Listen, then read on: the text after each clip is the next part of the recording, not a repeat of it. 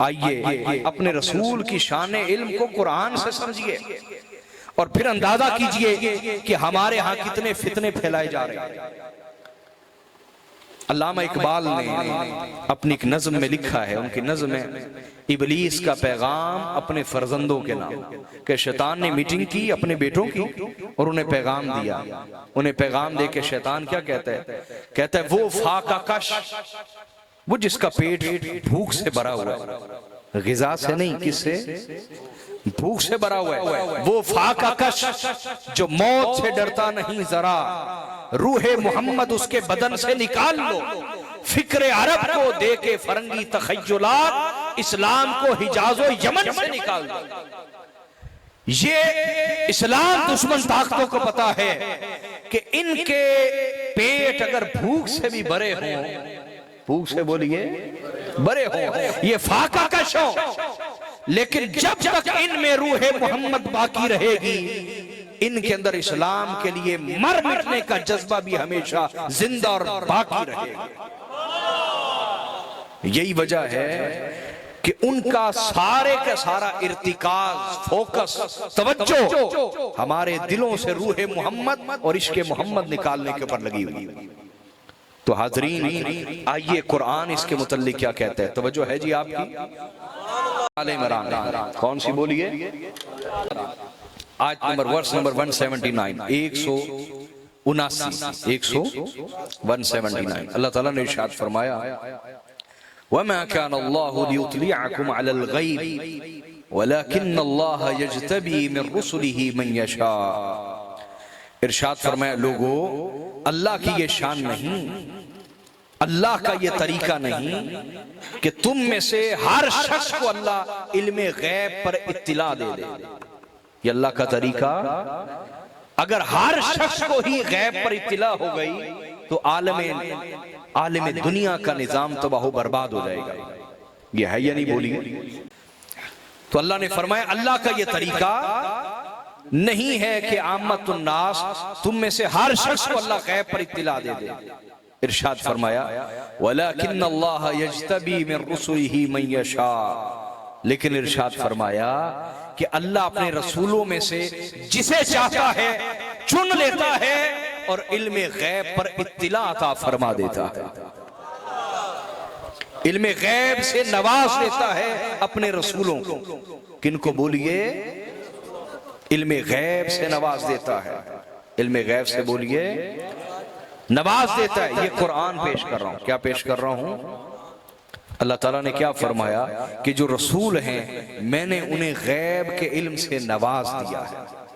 गैब के इल्म से बोलिए, कुरान मजीद में जहां भी गैब की नफी आई, समझ लें, उसूली बात समझा रहा हूं, वहां जाती तौर पर जानने की नफी है। जाती तौर पर जानने की कि इल्म गैब अल्लाह के अता किए बगैर किसी को हासिल नहीं हो सकता। जिसको भी हासिल होगा, किसकी अता से हासिल होगा? अल्लाह की इता से हासिल होगा।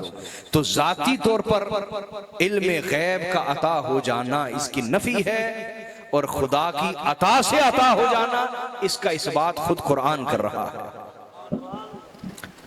दूसरी जगह सुनिए, सूरह जिन, सूरह आयत नंबर 26 और 27, आयत नंबर, अल्लाह ताला इरशाद फरमाते हैं, आलिमुल गैबि फला युज़हिरु अला गैबिही अहदन इल्ला मन इर्तदा मिन रसूल। इरशाद फरमाया अल्लाह ही जाती तौर पर गैब का आलिम है। जाती तौर पर गैब का आलिम सिर्फ कौन है? फला युज़हिरु अला गैबिही अहदा, वो अपने गैब पर हर एक को इत्तिला नहीं देता। अपने गैब का इल्म हर एक को देता नहीं, लेकिन अपने रसूलों में से जिसे चाहता है गैब का इल्म अता फरमा देता है। गैब का इल्म बोलिए, चकगरदास वालों तवज्जो करना मेरी तरफ। क्या मतलब है गैब का इल्म अता हो जाना? भाई देखिए, गैब है ही वो इल्म जो इंसान के ज़ाहरी इल्म के जराए से हासिल ना हो। जो ज़ाहरी सोर्सेज हैं इल्म हासिल करने के जरिए, उनसे हासिल ना हो। मसलन अगर आंख के जरिए से मैं आप सबको देख रहा हूं तो ये जानना कोई इल्म गैब नहीं है। ये जानना कोई इल्मे गैब, अगर दूरबीन के जरिए से दूर तक देखा जाए तो ये भी इल्मे गैब कि ज़ाहरी जरिया बीच में आ गया ना, दूरबीन, समझ आ रही? हाँ, अगर कोई भी ज़ाहरी जरिया ना हो, यहां बैठे कोई हजारों मील दूर देखे बगैर ज़ाहरी जरिए के, तो ये देखना इल्मे गैब होगा। क्या होगा बोलिए? इसी तरह अगर कोई फोन के जरिए से अमेरिका से बात कर रहा है तो ये सुनना कोई इल्मे गैब, बोलिए ना। लेकिन अगर कोई ज़ाहरी जरिया ना हो फिर भी आप सुन लें, दूर का कोई कलाम सुन लें, तो ये सुनना क्या होगा? इल्मे गैब। क्या होगा बोलिए? अल्लाह के बंदो, तुम रसूलुल्लाह की शान की तरफ कौन सा ऐब मंसूब कर रहे हो? खुदा से डरो, खुदा के कहर से डरो, खुदा के अजाब से डरो। तुम जितने भी उलूम की बात कर रहे हो, चाहे वो किताबत का इल्म हो, चाहे वो साइंस का इल्म हो, चाहे वो लिखने पढ़ने का इल्म हो, चाहे बात करने का इल्म हो, ये सारे के सारे उलूम तो मदरसों में, स्कूलों में, कॉलेजेस में, यूनिवर्सिटीज में पढ़ाए जाते हैं। और ये सारे के सारे वो उलूम है जो इंसान ज़ाहरी जरियों से हासिल कर सकता है। बोलिए, ज़ाहरी जरियों से हासिल, बोलिए ना, कर सकता है। मेरे आका की शान ये है, कुरान कहते हैं कि ज़ाहरी उलूम तो एक तरफ, वो उलूम जो ज़ाहरी तरीकों से हासिल करना मुमकिन ही नहीं, अल्लाह ने वो भी अपने नबी को अता किए हुए हैं। वो भी अपने नबी को बोलिए अता किए हुए हैं। ज़ाहरी उलूम तो बड़ी छोटी बात है। ज़ाहरी उलूम बोलिए ना यार। ये डिग्रियां, ये सनदें, ये सनात, ये मदरसों की तालीम, ये स्कूल्स की तालीम, कॉलेजेस, यूनिवर्सिटीज की तालीम, ये तो बहुत छोटी चीज है। वो उलूम जो ना किसी आंख से देखे जा सकते, न कानों से सुने जा सकते, न जुबान उनका इदराक कर सकती है, न इंसानी हवा से खमसा उसका इदराक और शऊर कर सकते हैं। जो उलूम ज़ाहरी जरिए से हासिल हो जाते हैं, माज़अल्लाह तुम उनकी नफी कर रहे हो रसूलुल्लाह से कि हुजूर माज़अल्लाह लिखना पढ़ना नहीं जानते थे। अल्लायाज़ बिल्लाह अस्तगफिरुल्लाह। इससे बड़ी रसूलुल्लाह की गुस्ताखी क्या होगी? इससे बड़ी खुदा की गुस्ताखी क्या होगी कि अल्लाह फरमा रहा है कि मैंने अपने रसूल को ज़ाहरी उलूम तो क्या, मैंने अपने नबी को गैबी उलूम भी अता फरमा दिया है। तो जिस रसूल को गैबी उलूम भी अता हो, तो ज़ाहरी उलूम उसके लिए क्या हैसियत रखते हैं? कोई हैसियत रखते हैं? बोलिए ना। आगे चलिए, तवज्जो है आपकी, पीछे वालों की भी।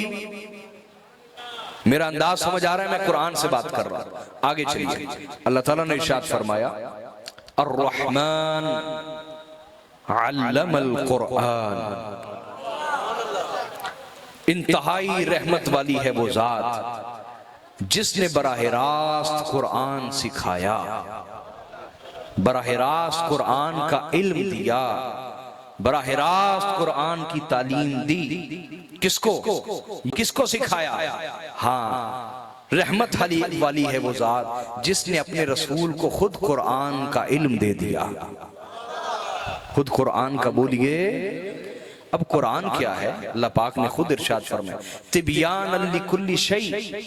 इरशाद फरमाया, कुरान मजीद हर चीज का वाज़े बयान है। हर चीज का वाज़े बोलिए, चाहे वो खुश्क हो या तर हो, वो खफी हो या जली हो, वो जाहिर हो या बातिन हो, वो नजर आने वाली हो या ना नजर आने वाली हो, मरई हो या गैर मरई हो, हर चीज अल्लाह फरमाते हैं तिबियान लिकुल्ली शै। कुरान हर चीज का वाज़े और रोशन बयान है। हर चीज का वाज़े और रोशन बयान है। तो कुरान कहता है कि कुरान में, तवज्जो मेरी तरफ रखिए यार, आप नहीं समझे, मैं और सादा कर देता हूं। हजरत अब्दुल्लाह इब्न अब्बास, कौन? अब्दुल्लाह इब्न अब्बास कहते हैं कि अगर तुम मुझसे पूछो कि मेरे ऊंट की रस्सी कहां गुम हुई है, तो ये बात भी मैं तुम्हें कुरान से बता दूंगा। ये बात भी मैं तुम्हें बोलिए कुरान से बताऊंगा। हजरत मौला अली अल मुर्तजा ने भी यही फरमाया। आपने इरशाद फरमाया कि अगर मैं सिर्फ सूरह फातिहा ही की तफसीर शुरू कर दूं तो 70 ऊंट भी उन किताबों को ना उठा सके। ये कुरान है। क्या है बोलिए, समझ आ रही है या नहीं आ रही? जिसमें तमाम अव्वलीन का इल्म है, तमाम आखिरीन का इल्म है। जो इल्म गुजर चुका वो भी कुरान में है, जो इल्म आएगा वो भी कुरान में है। कुरान हर चीज का वाज़े बयान है। और अल्लाह फरमाता है कि मैंने अपने रसूल को सारे का सारा कुरान खुद सिखाया है।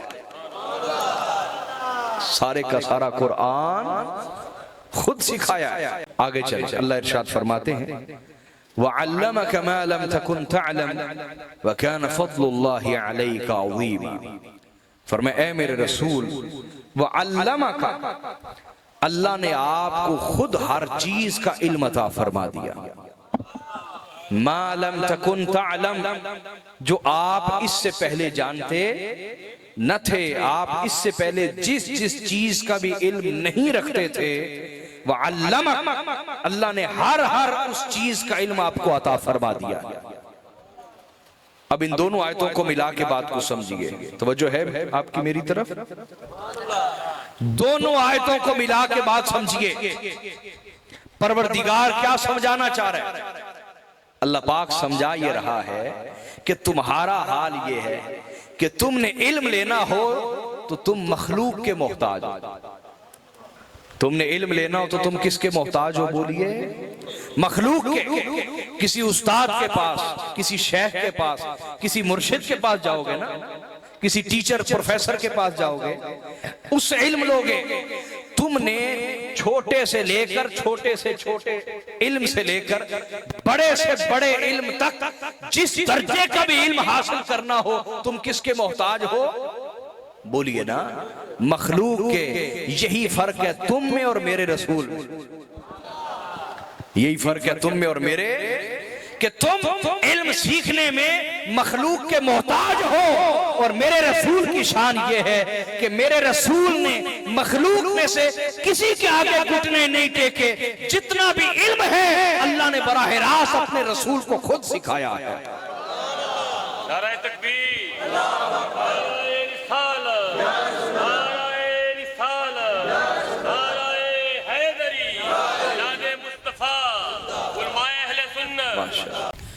नहीं तवज्जो की आपने कुरान की तरफ। अल्लामा का फाइल कौन है? कौन सिखाने वाला यहाँ रसूल को? अल्लाह। अल्लामल कुरान, यहाँ कौन सिखाने वाला है बोलिए? पीछे जिक्र कर दिया अर्रहमान। तो परवरदिगार ने फरमाया कि उसने अपने रसूल को खुद कुरान का इल्म दिया। वह अल्लमका मा लम तकुन तअलम, और हर उस चीज का इल्म अता फरमा दिया जिस जिस चीज का इल्म वो पहले रखते नहीं थे। लिहाजा जब ये आयत उतर गई, वह अल्लमका मा लम तकुन तअलम, तो दुनिया इंसानी हो या दुनिया मलाइक हो, कोई जहान भी हो, आलम शहादत हो, आलम नासूत हो, आलम लहूत हो, आलम मलाइका हो, आलम बाला हो, जिस जहान की भी बात करें, कौन सा इल्म बाकी रहता है? जब अल्लाह ने फरमाया कि अल्लाह ने आपको खुद हर उस चीज का इल्म अता फरमा दिया जो आप पहले जानते, तो अल्लाह रब्बुल इज्जत ने वाज़े फरमा दिया कि ये वाज़े फर्क है तुम में और मेरे रसूल, तुम में और कि तुम्हें इल्म सीखना है तो तुम किन के मोहताज हो? मखलूक के। और मेरे रसूल मखलूक में से किसी के मोहताज नहीं, मखलूक में से किसी के मोहताज बोलिए ना। मेरे नबी को जितना भी इल्म है बराह रास्त अल्लाह फरमाता है मैंने खुद सिखाया है। क्या फरमाते अल्लाह? मैंने, बोलिए ना यार, खुद सिखाया। अब इसको मजीद समझिए, तवज्जो है आपकी? पीछे तक आवाज जा रही है सही? पीछे सलामत रहिए। अल्लाह ताला ने इरशाद फरमाया, आयत मशहूर है, मैं उसकी तफसील में नहीं जाऊंगा। अल्लाह रब्बुल इज्जत ने एक हुज्जत कायम की है यहूदियों पर। किन पर बोलिए? यहूदियों पे एक हुज्जत कायम की। इरशाद फरमाया कि ये मेरे रसूल कौन है? अल्लज़ीना यत्तबिऊन अर्रसूल अन्नबिय्यल उम्मी अल्लज़ी यजिदूनहु मक्तूबन इंदहुम फित्तौरात वल इंजील। इरशाद फरमाया कि तुम किन से हसद करते हो? मोमिनों से, असहाबे रसूल से, मुसलमानों से। जबकि ये मुसलमान तो उसी रसूल की पैरवी कर रहे हैं ना जो नबी उम्मी हैं। तो अल्लाह ने फरमाया यहूदियों, ऐ ईसाइयों, तुम मुसलमानों से हसद क्यों करते हो और नफरत क्यों करते हो? ये तो उसी रसूल की पैरवी कर रहे हैं जो नबी उम्मी हैं। क्या है बोलिए? अल्लज़ीना यजिदूनहु मक्तूबन इंदहुम फित-तौरात वल इंजील। और ये वही रसूल हैं जो तुम्हारी किताब तौरात में भी मज़कूर हैं। इनकी अलामतें तौरात में भी बयान है और इंजील में भी बयान है। ये मुसलमानों ने, मोमिनों ने को अलग से किसी हस्ती की पैरवी तो नहीं की। ये तो रसूल वही रसूल हैं जो नबी उम्मी है। क्या है बोलिए?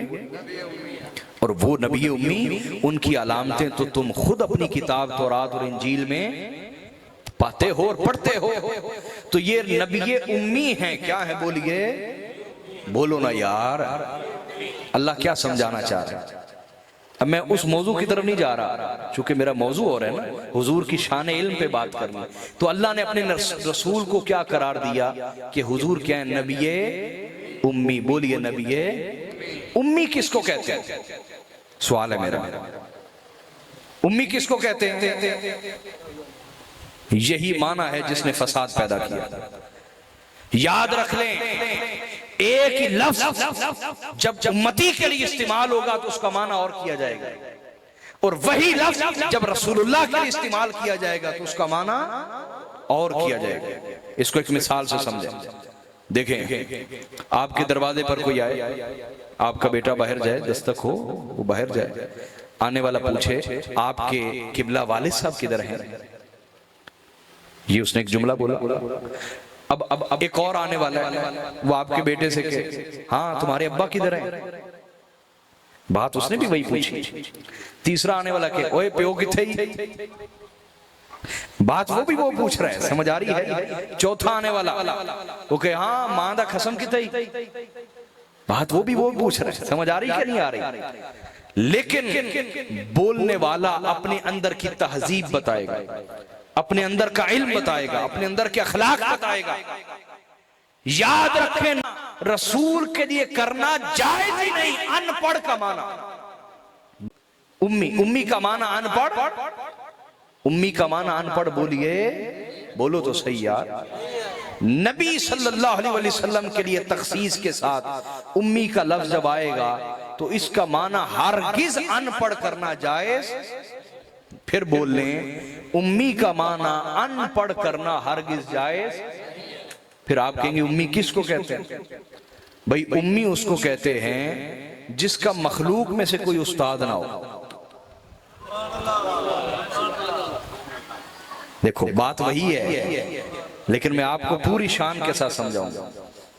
उम्मी अनपढ़ को नहीं कहते, उम्मी जाहिल को नहीं कहते, उम्मी गवार को नहीं कहते, जाहिल उजड़ को उम्मी, बल्कि उम्मी उसे कहते हैं जिसका मखलूक में से कोई उस्ताद ना हो। उम्मी उसको कहते हैं जिसने मखलूक में से किसी के आगे जानू तलम्मुस तय ना किया हो, घुटने टेक के इल्म हासिल ना किया हो। मखलूक में से किसी के आगे बैठकर उसने खुद को शगिर्द और उसको उस्ताद न बनाया हो, उसको कहते हैं उम्मी। क्या कहते हैं बोलिए? जिसका मखलूक में कोई उस्ताद नहीं उसको क्या कहते हैं? आइंदा उम्मी का माना अनपढ़ करना। क्यों भाई, समझ आ गया कि नहीं? उम्मी का माना अनपढ़ करना नहीं है, बल्कि उम्मी का माना क्या करना है? जिसका मखलूक में से कोई उस्ताद बोलिए न हो। तो अल्लाह पाक ने फरमाया कि मेरे रसूल नबी उम्मी हैं। सिर्फ उम्मी नहीं बल्कि नबी उम्मी है। ये नबी तो माना समझा रहा है साथ कि मेरे रसूल ने मखलूक में से किसी से भी कोई इल्म हासिल नहीं किया, मखलूक में से किसी से भी कोई इल्म हासिल, मेरे रसूल का मखलूक में से कोई उस्ताद नहीं। बारी ताला फिर रसूल इतनी इल्म की बातें कैसे बता रहे हैं कि दुनिया हैरान है। उनकी एक एक बात के ऊपर पीएचडी की डिग्री होती है, उनके एक एक गुफ्तगू के मौजू के ऊपर डॉक्टरेट की दुनिया की सबसे बड़ी डिग्री पीएचडी की डिग्री होती है। उनके अल्फाज पर हजारों पीएचडी की डिग्रियां हो चुकी हैं। तो ये रसूल अगर उम्मी हैं, मखलूक में से किसी से नहीं पढ़े हुए, तो इतना इल्म मखलूक को कैसे दे रहे हैं? तो अल्लाह पाक ने फरमाया तुमने इन दो लफ्जों को मिलाकर नहीं समझा। मैंने कहा ये नबी उम्मी है। क्या है बोलिए? उम्मी इस एतबार से है, उम्मी इस एतबार से कि मखलूक में से इनका कोई उस्ताद नहीं है। मखलूक में से बोलिए इनका कोई उस्ताद नहीं है, लेकिन चूंकि ये नबी भी हैं लिहाजा मखलूक में से कोई उस्ताद नहीं है।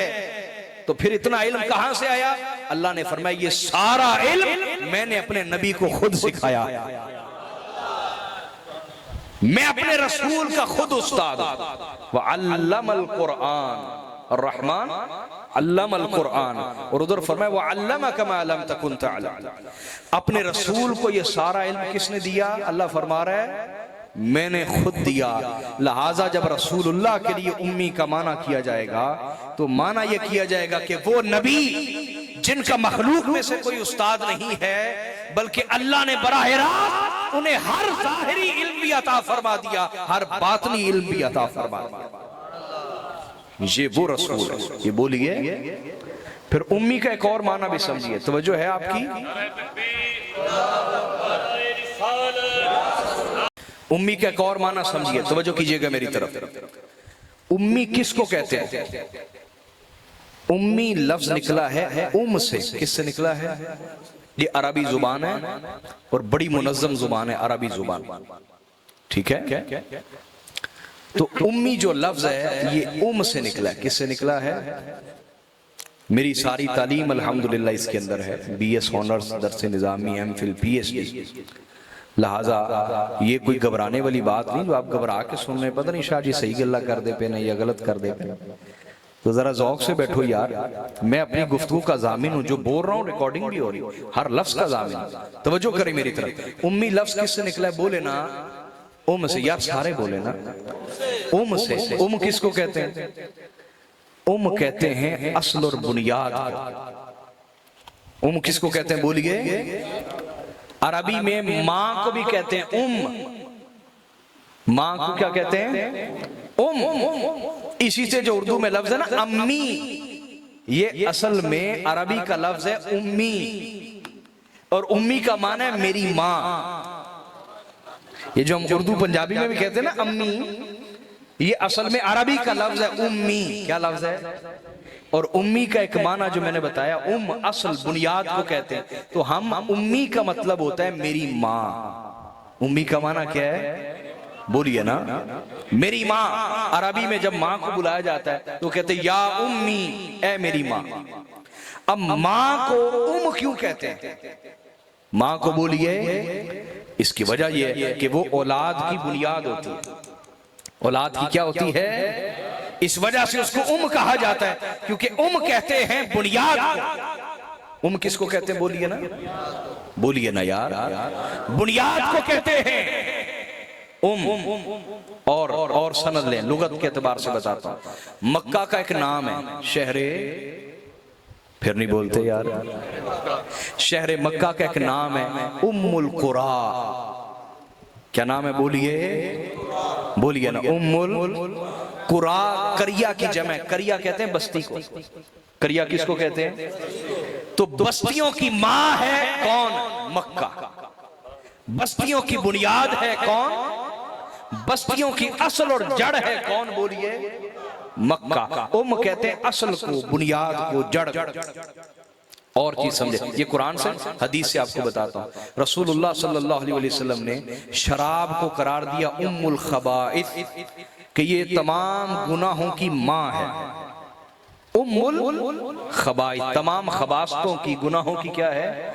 माँ। उम मुराद क्या है? जड़ है। तमाम खराबियों की क्या है? जड़।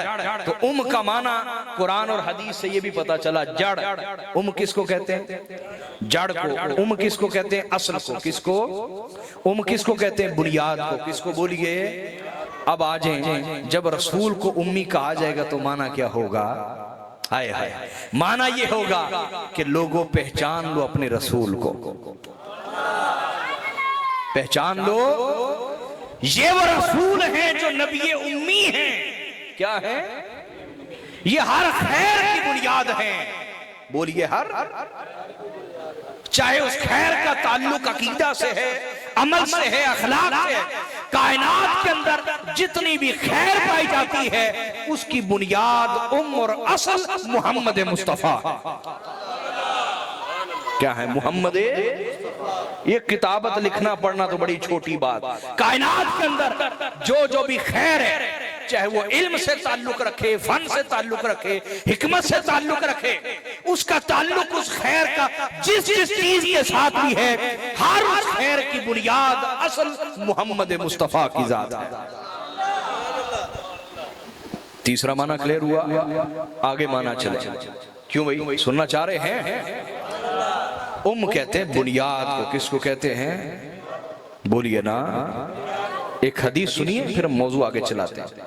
हजरत जाबिर बिन अब्दुल्ला अंसारी पूछते हैं, या रसूलल्लाह, अल्लाह ताला ने सबसे पहले किस चीज को पैदा किया? सबसे पहले तो आका अलैहिस्सलाम ने फरमाया, इन्नल्लाह खलक़ नूर नबिय्यिका मिन नूरिही क़ब्ल अल-अश्या। कहे जाबिर, अल्लाह ने तमाम चीजों से पहले तेरे रसूल के नूर को अपने नूर से पैदा फरमाया। हदीस वाज़ेह हो गई? बोलिए। हवाला जात चाहिए हो? मैं जामिन हूं इंशाअल्लाह अपनी हर बात को जो मैं करके जा रहा हूं। तवज्जो है मेरी तरफ? बोलिए। इस हदीस को सामने रखें, फिर इस माने पे आ जाए कि बुनियाद को कहते हैं, असल को कहते हैं, जड़ को कहते हैं, असास को कहते हैं, फाउंडेशन को कहते हैं। अब समझे इस चीज को हदीस के जरिए से क्या माना बना? बोलिए। क्या माना बनाना कि रसूलुल्लाह उम्मी है? रसूलुल्लाह तो अल्लाह पाक फरमाना ये चाह रहे हैं कि ए बंदो, ए इंसानों, मेरे रसूल की शान को समझो। ये रसूल वो रसूल हैं जो कुल कायनात की बुनियाद है। बोलिए। कुल कायनात की हर मखलूक को जो वजूद मिला है वो नूरे मुहम्मदी की बरकत से मिला। चाहे वो मलाइका हो, चाहे इंसान हो, चाहे जिन्न हो, चाहे जन्नत हो, चाहे दोज़ख हो, चाहे अर्श हो, कुर्सी हो, लोह हो, कलम हो, हर चीज जिसको वजूद मिला है उसकी बुनियाद, हर वजूद की बुनियाद वजूद मुस्तफा है। हर वजूद की बुनियाद क्या है? चूंकि हर चीज और हर वजूद की बुनियाद वजूद मुस्तफा है, इसलिए ये नबी उम्मी। ये नबी क्या है? नबी समझ शरीफ में बात आई है या नहीं आई? तो अल्लाह पाक ने फरमाया ये नबी उम्मी हैं। मखलूक में से इनका कोई उस्ताद नहीं, बल्कि इनका सिर्फ एक उस्ताद है और वो बराह रास्त खालिक है। शक गर्दास वालों, अजीब बात नहीं कि जिनके उस्ताद मखलूक हो वो तो कहें हम पढ़ना भी जानते हैं, लिखना भी जानते हैं, हर चीज जानते हैं, हम बड़ी बला चीज है, और जिसका उस्ताद खुद खालिक हो और फिर खालिक ने दावा भी कर दिया, वो अल्लमक मा लम तकुन तअलम, ऐ मेरे रसूल मैंने आपको हर चीज का इल्म अता फरमा दिया। ये खुदा ने कह भी दिया। अब भी जो शख्स खालिक के उस बेहतरीन शागिर्द पर एतराज करे, नहीं मेरे लफ्ज समझे, खालिक के उस सबसे बेहतरीन शागिर्द मोहम्मद मुस्तफा पर एतराज करे, माज़अल्लाह उन्हें इन छोटी छोटी चीजों का भी नहीं पता था, तो क्या वो बराह रास्त अल्लाह और उसके रसूल की गुस्ताखी नहीं कर रहा? बोलिए ना। अल्लाह पनाह अता फरमाए इस चीज से, और ऐसे इल्म से भी अल्लाह पनाह अता फरमाए, ऐसे इल्म से भी। बोलिए। आगे चलें जी। बोलिए। अल्लाह ताला ने इरशाद फरमाया सूरह यूसुफ सूरह नंबर 12 आयत नंबर 102 में इरशाद फरमाया, ज़ालिका मिन अंबाइल गैब नूहीही इलैक, ऐ मेरे रसूल ये जितना भी कुरान है ये गैब की खबरें हैं जो हम दिन रात आपकी तरफ वही करते रहते हैं।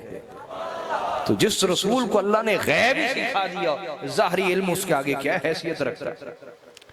आखिरी आयत पेश करके फिर हम हदीस पे आते हैं। सूरत तकवीर सूरह नंबर 81 और आयत नंबर 24 में अल्लाह ने इरशाद फरमाया, वमा हुवा अलल गैब बिदनीन, इरशाद फरमाया मेरे रसूल गैब बताने पर कंजूस नहीं है।